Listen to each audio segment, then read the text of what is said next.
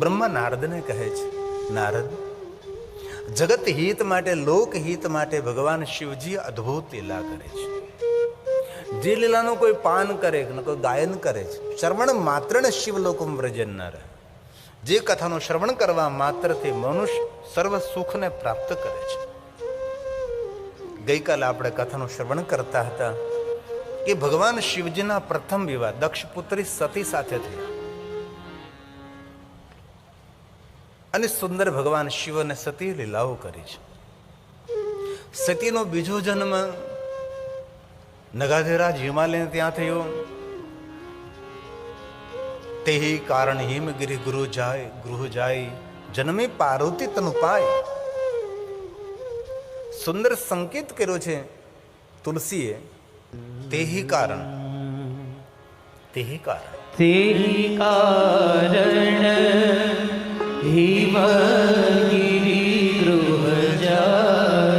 કારણ કોઈ તો કારણ હોઈ શકે ને. ભલે આપણે 18 પુરાણનો પાઠ ન કરી શકીએ, પણ ભણેલા ગણેલા બહેનો ભાઈઓ મારી ખૂબ પ્રાર્થના છે, રોજ રામચરિત માનસનો પાઠ કરો. ભલે ચોપાઈ ન સમજાય, સોરઠું ન સમજાય, દોહરા ન સમજાય, કાંઈ પણ આપને ન સમજાય, ભાષાંતર તેનું વાંચો. દોહરાનું ભાષાંતર હોય, સોરઠાનું ભાષાંતર હોય, ચોપાઈનું ભાષાંતર હોય, તે ક્રમશઃ રોજ 5 ચોપાઈ, 10 ચોપાઈ રોજ પાઠ કરો. 18 પુરાણ નિગમ વેદ પુરાણ વેદાંગ બધું જ રામચરિત માનસ તુલસીમાં છે. અને કોઈ પણ વક્તા હોય એ વક્તવ્યમાં જ્યાં સુધી તુલસીજીને યાદ ન કરે ત્યાં સુધીનું વક્તવ્ય ઘણી વાર અધૂરું દેખાય આપણને. એ રામચરિત માનસ છે. જેવી રીતે પ્રસાદમાં જ્યાં સુધી તુલસી પત્ર ન હોય ત્યાં સુધી તેને પ્રસાદ ન કહેવાય. ભોજન પ્રસાદ ત્યારે બને તેના પર તુલસી પત્ર મૂકવામાં આવે છે. એવી રીતે પ્રવચનને શ્રેષ્ઠ બનાવવા માટે તુલસીનો સંપૂર્ણપણે સહયોગ લેવો પડે છે. તેહી કારણ કેટલી સરસ વાત કરી છે. તેહી કારણ હિમગિરી ગૃહ જાય જન્મી પાર્વતી તનુ પાય જન્મી પાર્વતી તનુ પાય. લગાવી વિરાજ હિમાલય. માં મેનાને ત્યાં બીજો જન્મ પાર્વતી સ્વરૂપે થયો છે. કારણ કયું? અનેક કારણો વિદ્વાનો કહેતા હોય છે, પણ એમાંનું એક કારણ શિવ મહાપણ અંતર્ગત છે. દક્ષપુત્રી સતી જ્યારે ભગવાન શિવનું આરાધન કરવા માટે હિમાલય પહાડોની કંદરામાં ગયા હતા, માતા વીરણે ખૂબ સુંદર માર્ગદર્શન કર્યું. હિમાલય પહાડમાં તપસ્યા કરી. ભગવાન શિવજી જેમને મળી ગયા. ભગવાન મહાદેવજીએ વરદાન આપ્યું, વચન આપ્યું. પરંતુ જ્યારે તપસ્યા પૂર્ણ કરીને ત્યારે દક્ષપુત્રી સતી જ્યારે પ્રજેશ નગરમાં જઈ રહ્યા હતા ત્યારે માર્ગમાં માતા મેનાવતી ઉભા છે અને સતી માતા મેનાવતીને જોઈને ઉભા રહે છે અને કહે છે કે માં મેના, જ્યારથી હિમાલય પહાડમાં હું આવી ત્યારથી માં તે અમારી બહુ સેવા કરી છે. તું મારી પરિક્રમા કરતી હતી માં. મારું તપ જોઈને તું ખૂબ રાજી થતી હતી. માં તે અમારી ખૂબ સેવા કરે છે.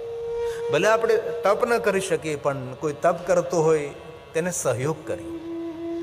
આપણે ભક્તિ ન કરી શકીએ, પણ જે ભક્તિના માર્ગે જતા હોય તેને સહયોગ કરીએ. આપણે યજ્ઞો ન કરી શકીએ, આપણે પૂજા ન કરી શકીએ, પણ જે પૂજા કરતા યજ્ઞ કરતા હોય તેને આપણે આપણા જીવનરૂપી સહયોગી બનીએ. આપણે અરે સહયોગી ન બનીએ તો કોઈ વાંધો નહીં, પણ અડચણરૂપ ન બનીએ એની પણ ખૂબ કાળજી રાખવી છે. અમારા ગામડાની અંદર, આપણે શું ગામડામાંથી જ આવેલા માણસો છીએ,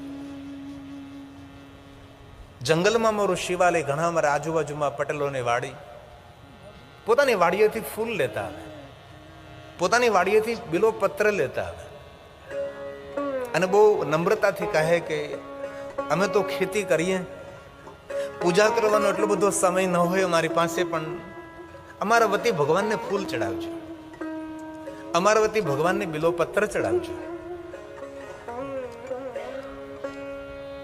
ત્યારે આપણને કેટલી ખુશી થાય કે આ માણસ ખેતી કરે છે. અને શિવ મહાપણ ગ્રંથની અંદર ખેડૂતો માટે બહુ સરસ વાત કરે છે. શિવ મહાપણ ગ્રંથમાં એક પણ વાત છોડી નથી ભગવાન વ્યાસજી.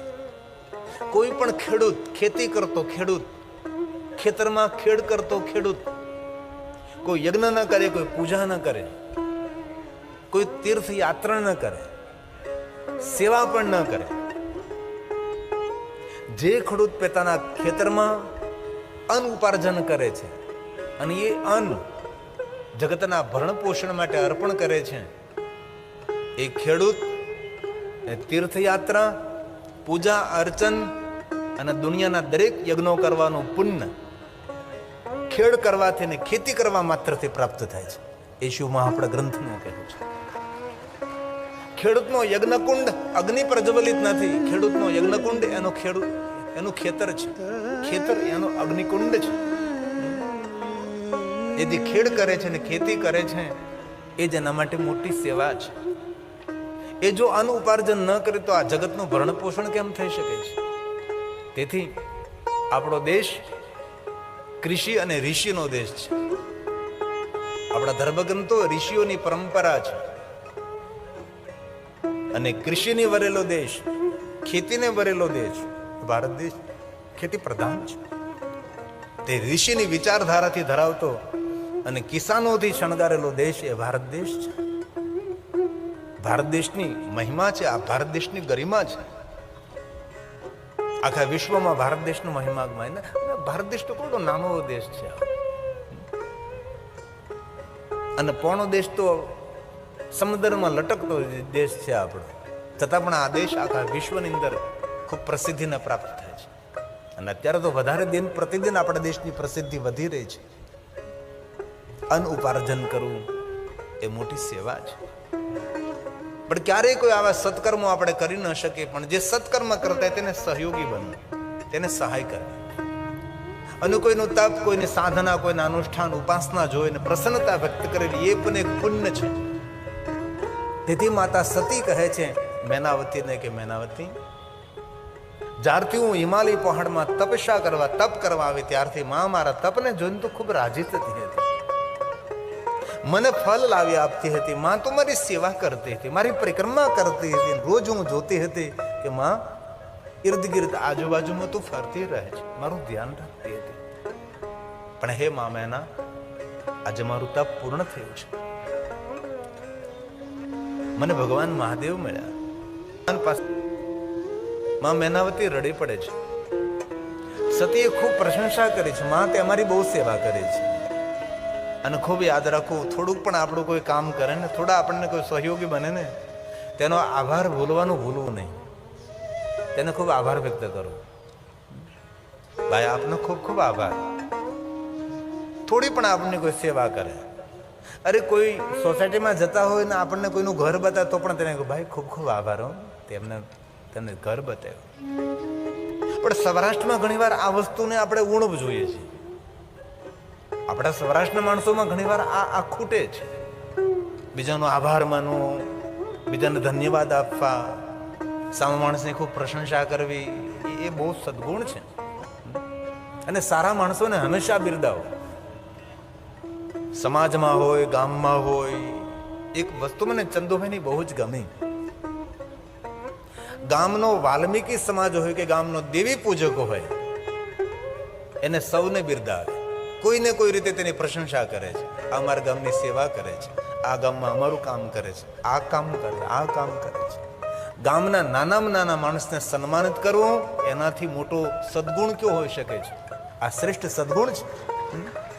અને કોઈનો તિરસ્કાર ન કરો, દરેકનો સ્વીકાર કરો અને કોઈને તુચ્છ ન સમજવા. આ જગતની અંદર જે વસ્તુનું સર્જન થયું છે એ સૃષ્ટિ કાર્યમાં સહયોગી છે. આ સૃષ્ટિ પરમાત્માએ સુંદર રીતે સર્જન કરી છે, તો એ સર્જન કાર્ય અંદર એ સહયોગી છે. અને ઈશ્વરની કૃપા વગર ઘાસનું તણખું પણ ન હલે. દેવતાઓએ ભેગા મળીને ખૂબ મોટું યુદ્ધ જીત્યું હતું અને ઇન્દ્ર અને બ્રહ્મા અને વિષ્ણુ દેવતાઓ મોટી મોટી બડાઈ કરવા લાગ્યા હતા કે મારા કારણે યુદ્ધ જીતા. પેલો દેવતા કે મારા કારણે યુદ્ધ જીત્યા છે. ભગવાન યક્ષ સ્વરૂપે પ્રગટ થાય છે ત્યાં આકાશમાંથી. અને પહેલા તો ઇન્દ્રને કે પેલો ઘાસનો તણખો છે મને આપતો. ઇન્દ્ર ઘાસનો તણખો ઉઠાવવા જાય. ઘાસનો તણખો ઇન્દ્રથી ઉપડતો નથી. જે વજ્ર ઉઠાવી શકે છે એ ઘાસનો તણખો. બ્રહ્મા જાય છે, વિષ્ણુ જાય છે, દેવતાઓ જાય, ઋષિ મુનિઓ જાય છે. અને પછી યક્ષ આમ સરળતાપૂર્વક ઘાસનો તણખો હાથમાં દેખાડે છે. ત્યારે દેવતાઓને ખબર પડે કે ઈશ્વરની કૃપા વિના એક ઘાસનો તણખો પણ હલી શકતું નથી. જે કાંઈ જીવનમાં થાય ઈશ્વરની કૃપાથી થાય છે. બધી જ વસ્તુ આપણી બુદ્ધિથી ન થાય. કોઈ કોઈ વસ્તુ તો ઈશ્વર કૃપાથી થાય. બધું આપણા પુરુષાર્થથી ન થઈ શકે. ઘણી વસ્તુ તો ઈશ્વર કૃપાથી જ થતી હોય છે. જીવન કેટલું મૂલ્યવાન છે ને મૂલ્યવાન સમય આપણે ભગવાનની કથામાં આપી રહ્યા છીએ. માતા સતી માતા મેનાવતીના આંખના આંસુને લૂછે છે અને કહે છે, માં શા માટે તું રડે છે? ત્યારે માતા મેનાવતી કહે છે કે આપનું તપ પૂર્ણ થયું. આપ હવે પ્રદેશનગરમાં જઈ રહ્યા છો. રોજ આપનું તપ જોઈને હું પ્રસન્ન રહેતી હતી. આપની તપસ્યાથી હિમાલય પહાડોની કંદરાઓમાંથી સુગંધ આવતી હતી. તમારા તપના પ્રભાવથી હિમાલય પહાડની ગરિમા અને શોભામાં વૃદ્ધિ થઈ છે. ધન્ય છો દક્ષપુત્રી સતી. પણ એક જિજ્ઞાસા વ્યક્ત કરું છું કે મને આપ જેવી પુત્રી મળે. જ્યારે માતા સતી કહે છે, મા મેનાવતી આપ એવું બોલ્યા કે દક્ષપુત્રી સતી, પણ હે માં વાસ્તવિક રીતે જગતની દ્રષ્ટિમાં હું દક્ષપુત્રી સતી છું. પણ માં હું દક્ષપુત્રી સતી એ તો મારી એક સુંદર લીલા છે. પણ સાંભળ માં મેનાવતી, અત્યાર સુધીમાં કોઈ દિવસ કોઈને મેં મારી ઓળખાણ નથી આપી. મારા જીવન પર્યંત મેં કોઈને ચમત્કાર નથી દેખાડ્યો. પણ પહેલી વાર આજે માં મેના હું આપને મારી ઓળખાણ આપું છું. આપે એમ કહ્યું કે આપ જેવી પુત્રી મને પ્રાપ્ત થાય, દક્ષની જેવી પુત્રી સતી છે એવી પુત્રી મને મળે, તપસ્વીની પુત્રી મળે, ગુણવાન પુત્રી મળે. પણ હે માં, આપે મારી બહુ સેવા કરી છે. હું તમને કઈ વરદાન આપવા જઈ રહી છું, હું વચન આપવા જઈ રહી છું. માં પહેલા હું તમને ઓળખાણ આપું છું. દક્ષ પુત્રી સતી નહીં, પણ માં હું સાક્ષાત ભવાની છું. હું જગત જનેતા છું. હું જગદંબા છું. હું અંબા છું, પરા અંબા છું. દક્ષના તપને આધીન બનીને એમના પુત્રી બનીને અદ્ભુત એક લીલા કરવાને વાસ્તે ધરતી પર વિચરણ કરું છું. પણ માં મારી પાસે તેવો ભાવ પ્રગટ કર્યો કે દક્ષ પુત્રી સતી જેવી મને પુત્રી મળે. પણ હે માં, તારી સેવાથી, તારા ભાવથી, તારી ભક્તિથી અને તારી પ્રસન્નતાથી હું પ્રસન્ન છું માં. તેથી સાક્ષાત ભવાની અંબા, પરાંબા, હું તને વચન આપું છું કે મારો બીજો જન્મ થશે ને તો માં હું તારા આંગણે તારી પુત્રી બનીને પ્રગટ થઈશ. તેહી કારણ હિમગિરી ગુરુ જાય જન્મે પાર્વતી તનુ પાય. એ સતીએ વરદાન આપ્યું છે અને વરદાન આપવાને કારણે જ સતીનો બીજો જન્મ હિમાલયને ત્યાં થયો. તેહી કારણ, તે કારણ, ઓર કોઈ કારણ નહીં. તે કારણ હિમગિરી ગૃહ જાય જન્મી પાર્વતી તનુ જન્મી પાર્વતી તનુ. આમ તમે જુઓ, દક્ષપુત્રી સતી તરીકે જયારે ભગવાન અદ્ભુત લીલા કરતા હતા માતા, ત્યારે પિતા હંમેશા પતિ ભગવાન શિવના વિરોધી રહ્યા. દક્ષ મહારાજે નિરંતર શિવનો વિરોધ કર્યો. અને જયારે બીજો જન્મ હિમાલય ત્યાં થાય છે ત્યારે માતા મેનાવતી નિરંતર શિવનો વિરોધ કરતા રહ્યા. આ બંને કથાને સમજવા જેવી કથા છે. સાક્ષાત જગદંબા અંબા પરાંબા દક્ષની પુત્રી જ્યારે બન્યા ત્યારે દક્ષ મહારાજ શિવજીના દ્વેષી હતા, શિવના વિરોધી હતા. અને જ્યારે બીજો જન્મ માતા જગદંબા પરાંબાનો હિમાલયને ત્યાં થયો ત્યારે માતા મેના હંમેશા શિવનો વિરોધ કરતી રહી. વિવાહ મંડપમાં મારી પુત્રીને નહીં બેસાડું ત્યાં સુધી. હવે એટલું તો આપણે વિચારી શકીએ ને કે સાક્ષાત જગદંબા જો ધરતી પર અવતાર લેતી હોય, એમને જો બધું સરખું ન મળતું હોય તો આપણે તો સામાન્ય મનુષ્ય છીએ, તો આપણને ક્યાંથી બધું સરખું મળવાનું છે? એ જ સ્થિતિમાં આપણા જીવનને શણગારવાનું છે. આપણા જીવનને આપણે મહેકદાર બનાવવાનું છે. આખી દુનિયા આપણને અનુકૂળ રહે એવું કોઈ દિવસ બને જ નહીં. આપણે સૌને અનુકૂળ રહી એ આપણા હાથની વાત છે. અને દુનિયા આખી આપણું સારું બોલે એ સંભવ જ નથી. આપણે સૌનું સારું બોલીએ, સૌ આપણું સારું કરીએ એ સંભવ નથી, પણ આપણે સૌનું સારું કરીએ. અને જીવન બહુ મૂલ્યવાન છે. એક એક પલને સમજીને જીવવા જેવું છે. આ દુનિયામાં ધન, સંપત્તિ, વૈભવ તો ઘણા લોકોને મળે છે, પણ સત્કર્મી કેટલા, પુણ્યકર્મી કેટલા? બહુ ઓછા. બાકી સૌ જાણે છે છોડકર સબ કુછ માલ ખજાના અંતે અકેલા જાના. સૌને ખબર જ છે ને કઈ આ કઈ નવું તો નથી. કઈ હજારો લોકો આપણે નજર સામે ગયા છે અને જે જઈ રહ્યા છે અને જવાના પણ છે. એ તો સીધી જ વાત છે. આ ચંદુભાઈ ને અમારે બધા તમને સગા સંબંધીઓ કોઈ સોનાની માળા પહેરે હોય, કોઈ અલગ આપે. તો ચંદુભાઈ કે આ બધી મારે શું જરૂર છે? મેં કીધું મહાદેવનો ભક્ત એવો હોવો જોઈએ કે કુબેર પણ તેને આગળ નાનો દેખાય, આવો શંકરનો ભક્ત હોવો જોઈએ.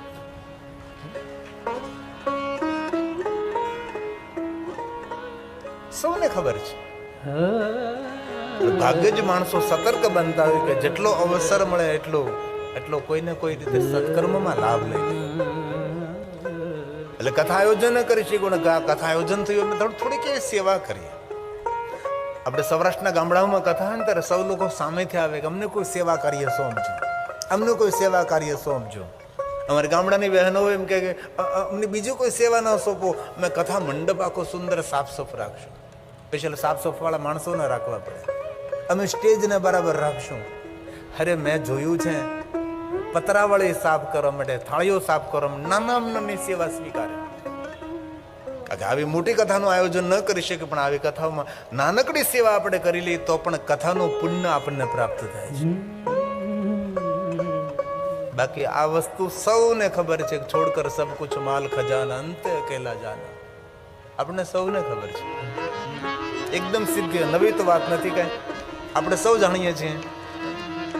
તેથી જીવનને વિચારીએ, જીવનને સમજીએ અને કદમ કદમ પર પલ પલ छोड़ कर सब कुछ माल खजाना. તેથી વ્યર્થ વાતો નહીં, વ્યર્થ પ્રવૃત્તિ નહીં, જીવનને સમજી વિચારીને જીવીએ.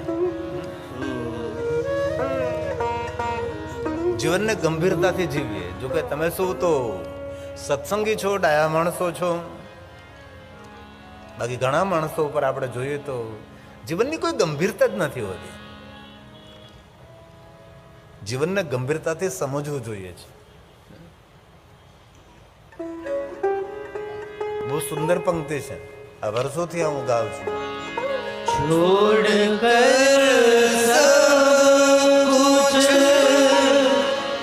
माल खजाना अंते अकेला जाना. आखिर तो मर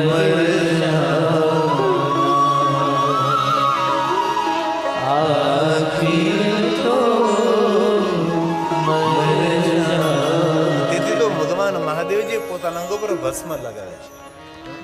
ભસ્મ લગાવવાનું કારણ ક્યું? એક કારણ, ઉમા કહું મેં અનુભવ અપના સત હરિ ભજન.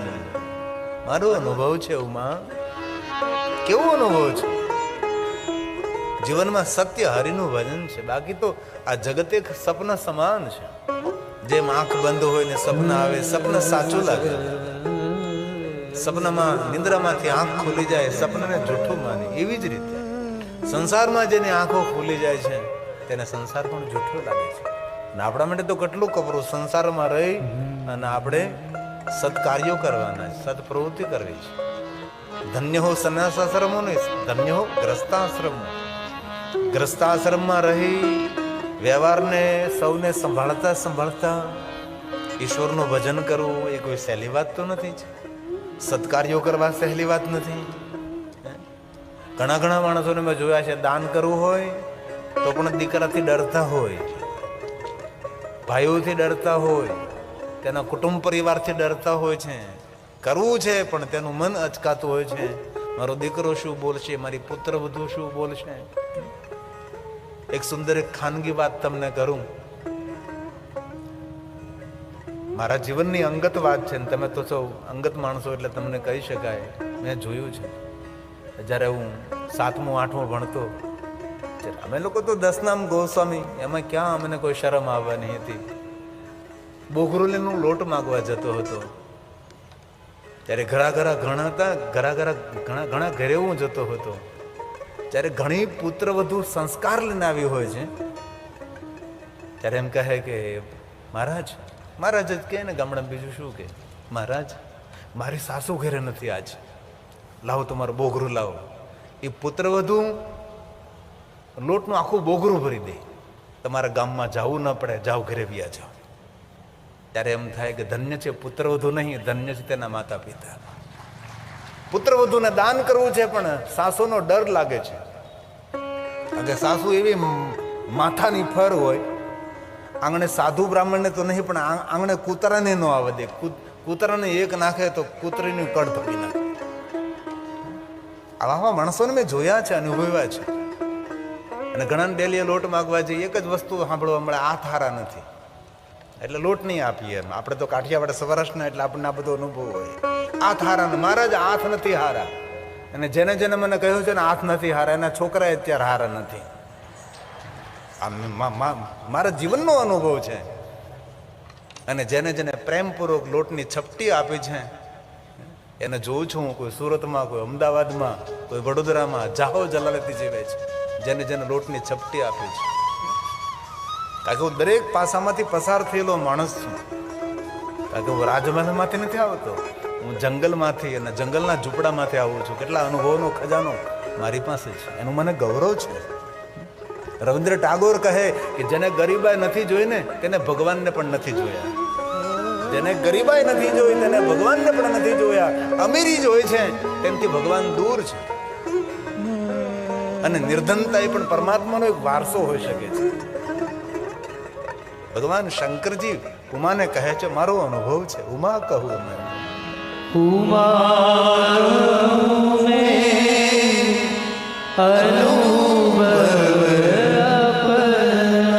મારો અનુભવ છે ઉમા. યુગો યુગોથી આ દુનિયાને નિહાળું છું, યુગો યુગોથી આ જગતને હું જોઉં છું.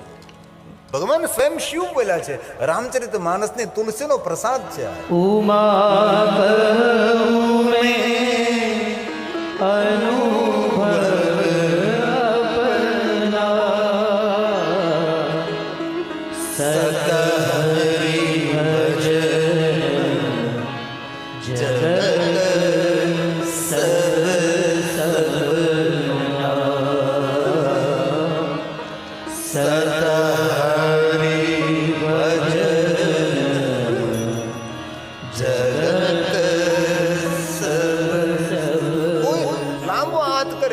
ખાલી નહીં જવો જોઈએ. તમને ખબર છે આપણા વડીલો બધા ઘરેથી બહાર નીકળે ને થોડું પરસુરણ લઈને જાય. બસ સ્ટેન્ડે બેઠા હોય ને કોઈ લાંબો હાથ કરે તેનો હાથ ખાલી ન જવા દે. ઘરેથી સ્પેશિયલ વ્યવસ્થા કરીને નીકળે. ભાઈ છૂટા થોડા પૈસા આપો તો કેમ, તો કે કોઈ માગણ, કોઈ ભિખારી, કોઈ અભ્યાગત મળે તો તે કોઈ લાંબો હાથ કરે તો એનો ખાલી હાથ ન જાય. આપણા પૂર્વજો પરચુરણ લઈને નીકળે ઘરેથી, છૂટા પૈસા લઈને ઘરેથી નીકળે. તીર્થયાત્રા કરવા જતા હોય બહાર ગામ જતા હોય, રેલવે સ્ટેશને ઊભા હોય, બસ સ્ટેન્ડે ઊભા હોય, બસમાં બેઠા એનું કામ આમ કરે, એના ખીચામાંથી ભલે ફૂલની તો ફૂલની પાંખડી પણ આપે, લાંબો હાથ કરે છે, તેનો હાથ ખાલી ન જાય. એ આપણા પૂર્વજોને, આપણા વડીલોની પરંપરા હતી. અત્યારે શું બોલીએ, માફ કરજો. નહીં નહીં, ફોર વ્હીલ ગાડી લઈને નીકળો ને તમે, તો એ ગાડીમાં થોડું પરચુરણ રાખો. કાચ પૂરો નહીં ખોલો, એટલો કાચ ખોલવાનો નથી, આપી દેવાનો. એમાં ક્યાં ફરક પડવાનો છે? પેલા ટોલ ટેક્સ વાળા 150, 150, 200 રૂપિયા લઈ જાય, ત્યાં કાંઈ નહીં, થોડુંક આપી દેવાનું. એમાં શું? એમાં કાંઈ ફરક ના પડે, કાંઈ ઓછું નથી થાય. દરિયામાં ટબોડી ભરેલું પાણી નહીં તો હું દરિયાને ખબર ન પડે. એમાં આપણે આકોને રૂપિયા, 2 રૂપિયા, 5 રૂપિયા, 10 રૂપિયા આપી દો, એમાં કંઈ લાંબો ફરક ના પડે. હું દર વખતે અહીંથી હું સારકુંડલા જાઉં તો લગભગ 10 રૂપિયા આપતા આપતા પહોંચું ને તો લગભગ 100-150 રૂપિયા જાય. અને ક્યારેક ગણતરી કરજો એટલા જ જાય. 100 રૂપિયા ક્યારેક તો નથી જતા. સ્પીડ બ્રેકરો ત્યાં ઊભા હોય, ફાટકો ઊભા હોય, એના માટે નબળા શબ્દો નહીં બોલવા, કાને કંઈ કામ જ નહીં. એને કામ નથી મળતું એટલે માગે છે. એને કામ મળી જાય તો એને માગવું નથી. તેથી કોઈ લાંબો હાથ કરે. અમારે એક પટેલ છે, બહુ ડાયા માણસ છે, અમારી બાજુમાં રહે છે, અને ખેતરમાં ખૂબ કામ કરે. એને મને બહુ સરસ વાત કરી હતી. મેં કીધું તમારા છોકરાઓ સંસ્કારી, કહાગરા, ભગવાને ખૂબ દયા કરી, તમે તો આખી જિંદગી આ ખેતરમાં કામ કર્યું. બહુ સંબંધો બધા સાથે મારે. તો પણ એમ મને બહુ સરસ વાત કરી, બાપુ મારા છોકરાઓ કેમ સુખી છે તમને ખબર? આ વાત મને બહુ ગમી. એ માણસે મને વાત કરી કે બાપુ એકવાર 12:30 ઉનાળાનો સમય, ખેતર ખેડતો હતો, ભાત આવ્યું. પેલા ટિફિનને આપણે ભાત બોલીએ ને, ખેતર લઈ જાય ભાત બોલીએ. રોટલા હોય, રોટલી હોય, ચોપડી, કડવા કોઠીંબાની કાચરી હોય, કેરીનું હાથનું હોય, કુરડીમાં છાશ ભરેલી હોય, આખા રીંગણનું સુંદર મજાનું રસાવાળું શાક હોય, થોડું ઘીનગોળ નહીં, તેલને ગોળ હોય. ખેતરના શેઢે ભાત હું છોડતો હતો, ત્યાં કૂતરી પૂછડી પટપટ પટપટ કરતી આવી. મેં કીધું ત્યાર બધી શું થયું? બાપુ મને ખબર પડી કે આ કૂતરી મારા ખેતરના શેઢે વયાણી છે. બાપુ મેં ભાત નહીં ખાધું, એ અજાણી કૂતરીને મેં ખવડાવી દીધું, અને હું ભૂખ્યો રહ્યો. આ પુણ્ય, આ સત્કર્મ. તુલસી જગ્યાએ કે આપેલું જતું નથી ભાઈ. તેથી આપણા છોકરાઓને પણ આદત પાડજો, બેટા કોઈ પણ લાંબો ફૂલની પાકડી આપી દેવાનું.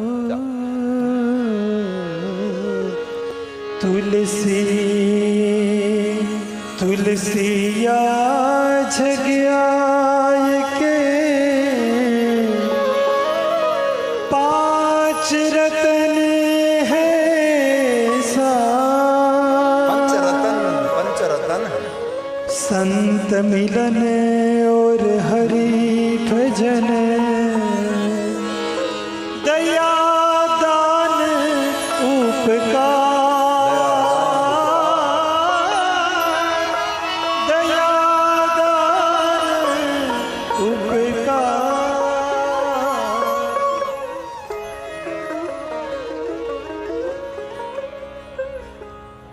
આનું મનોવિજ્ઞાને જાહેર કર્યું કે જે માણસો ઉદાર હોય ને એને હૃદય રોગ નથી થતા.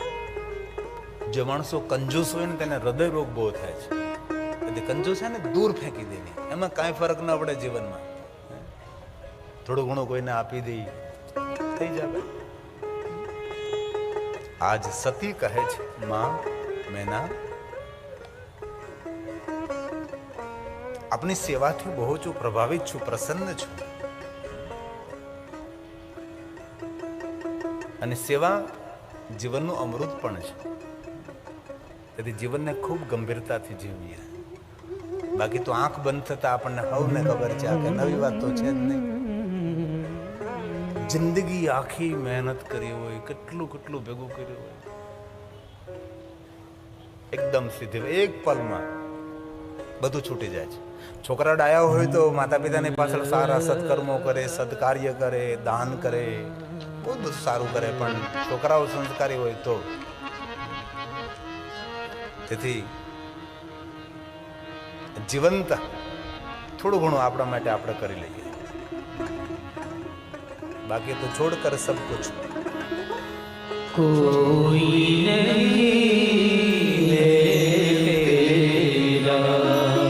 સીધી વાત છે ને. શરીરમાંથી જીવ ગયો એટલે શરીર સાથે કોઈ સંબંધ નથી. દરેક આત્માના આત્મા સાથે સંબંધ છે. પછી તો નામ પણ કે તને શબ કહે છે, બોડી કહે છે, નામથી બોલાવતા નથી. કોઈ નહીં. શંકરજી ગળામાં સર્પ પહેરીને જગતને સાવધાન કરે છે કે હે મનુષ્ય, કાળ તારા ગળામાં પડ્યો છે, જે કાંઈ કરવું એ આજ કરી લે. કાલની કોઈને ખબર નથી, અને જીવનનું પરમ સત્ય ને જીવનનું પરમ રહસ્ય તો એ જ છે ને. કાલની ક્યાં વાત કરો, એક પલ પછી જીવનમાં શું થવાનું છે એની પણ આપણને ખબર નથી. તેથી કથા સાંભળતા થોડું જીવનમાં પરિવર્તન કરીએ. કથા સાંભળતા સાંભળતા કોઈ જીવનમાં યાદ રહી જાય કે આ કથા સાંભળવાથી મારા જીવનમાં એટલું મેં પરિવર્તન કર્યું, મારા સ્વભાવમાં, મારી વાણીમાં, મારા વ્યવહારમાં, મારા વિચારોમાં, મારી ખાણીપીણીમાં થોડું પરિવર્તન આ કથાના માધ્યમથી આવ્યું છે. બાકી તો 3 કલાક આપણે સાંભળી નાખીએ અને પછી એમાં કોઈ અનુસરણ અનુકરણ ન કરીએ. ઠીક છે, આપણા શાસ્ત્રનો મહિમા છે, પુણ્ય મળે છે, પણ પછી જીવનમાં કાંઈ આપણે વાવેતર ન કરીએ તો પછી સુંદર મબલક પાક કેવી રીતે આવે છે. તેથી કાંઈક થોડું કોઈ નહીં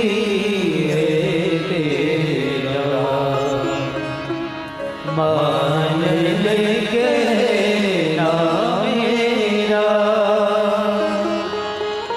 जम किया जोर न चाले ले जाएगा जीव तेरा ले जाएगा जीव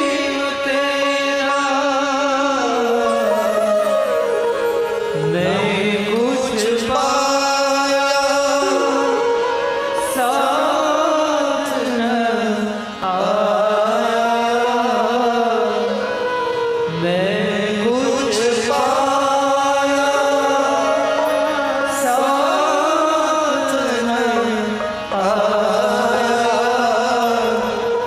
पीछे रहेगा पछताना આંખમાં આંસુથી વધારે કાંઈ ન રહે. आखिर तो मर आखिर तो मर ભગવાન શંકરનો મિત્ર બન્યો કુબેર. કુબેરની પૂર્વજન્મની કથાનો જો શ્રવણ કરીએ તો ખબર પડે કે સત્કર્મનો કેટલો પ્રભાવ હોય છે. પહેલા જન્મમાં તો યજ્ઞદત્તનો પુત્ર હતો જેનું નામ ગુણનિધિ હતું. પણ નામ ગુણનિધિ હતું, પણ જીવનમાં એક પણ સારું કામ, સત્કાર્ય, સત્પ્રવૃત્તિ કોઈ પણ વસ્તુ કરીને. પણ એમના પિતાજી યજ્ઞદત્ત હતા, એ ભગવાન મહાદેવના ભક્ત પણ હતા, પરોપકારી પણ હતા, સત્કર્મ કરનારા હતા, ધર્મનો પ્રચાર પ્રસાર કરતા હતા, પોતે યજ્ઞો કરતા હતા યજ્ઞદત્તજી, અને સૌને યજ્ઞો કરવા માટે પ્રેરિત પણ કરતા હતા. અને ક્યારેય અવસર મળે તો આંગણે યજ્ઞો પણ કરવા. યજ્ઞોથી ઉર્જા મળે. આપણા રાજા મહારાજો યજ્ઞો કરતા હતા.